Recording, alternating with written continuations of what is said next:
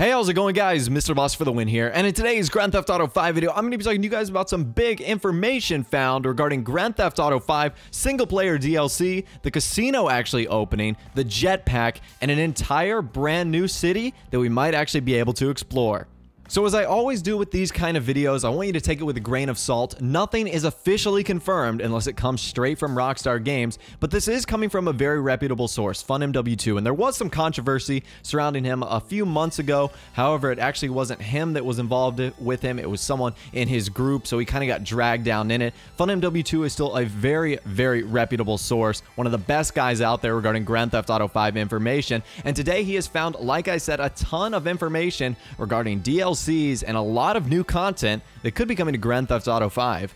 So let's start with what he posted on the Grand Theft Auto Forums website. I'll be sure to include a link to that in the description, and his Twitter if you're interested in following him. He's a really good dude. Posts a lot of cool content if you're interested in GTA 5. And the first thing he talks about is the jetpack task native is still there, and it's coding for the jetpack. And it's interesting enough that Rockstar has kept this string of code around if a jetpack is supposedly not in the game. You would think if there was going to be a jetpack, why would they keep this code in the game? Why wouldn't they remove it? So it just kind of strengthens the idea that somewhere down the line, a jetpack is going to be involved. And whether it's involved in a single-player DLC or the expansion of the Chiliad mystery, we really don't know. But it's just interesting to note that Rockstar has kept this line of code in there. It kind of keeps the jetpack theory still alive.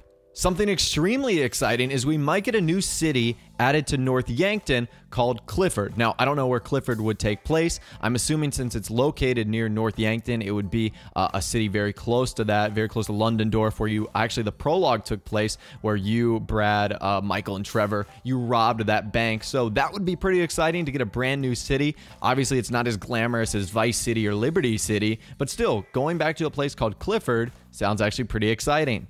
Now, speaking of that single-player DLC, there's 34 mission triggers for the DLC missions, 12 of which are assassination missions, 23 of them are going to be unknown missions.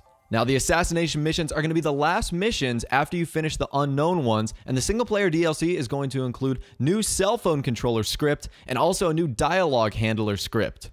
Now, I'm not very code savvy, so I don't know exactly what this means, but I'm guessing that it means they're making some huge planning changes for the game in Grand Theft Auto 5 with this single-player DLC. It looks like Rockstar's got a lot on their plate in terms of what they want to do for the game. And a lot of people, including myself, other guys like CVG, said that the single-player DLC is going to be huge on the level of The Lost and the Damned and The Ballad of Gay Tony, which were Grand Theft Auto 4 expansions. And if you know anything about that, they've added huge content to the game in terms of cars, vehicles, characters, missions, things you could do, and I think this is going to be amazing. So we've seen kind of hints of single-player stuff popping up, like the Bahama Mamas interior that was added, also some of the comedy clubs that we're finding within the interior underground of the game, and also FunMW2 made some pretty cool points on Twitter, actually revolving around and leading towards the single-player casino DLC. So he put out a tweet this morning that said Trevor and Michael and Franklin will be so desperate for money with the single-player DLC, they will rob the casino. And when I saw that, I was like, wait a minute, we're going to have a single-player heist where they rob the casino? That is awesome. He then proceeded to tweet out lines of code revolving around the setup, prep 1, 2, and the finale regarding the casino heist prep, and then the finale obviously actually doing the robbing of it. And there's code for casino, agent, and mission. He also tweeted out individual lines of code for each setup, the 2 preps, and also the casino finale heist. Now, make of that code what you want.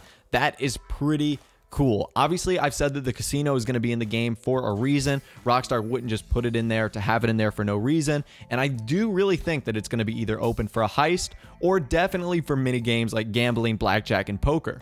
So lots of great information regarding a potential single-player DLC. Rockstar didn't mention anything about a story mode DLC in their last Newswire post, but it definitely doesn't mean that it isn't coming soon. If I had to take a guess, I would say anywhere around the end of summer, maybe August or September, even close to October would be fine, where they would release a huge single-player DLC. And if all of this information is true, which of course it is unconfirmed, so take with a grain of salt, this would be amazing.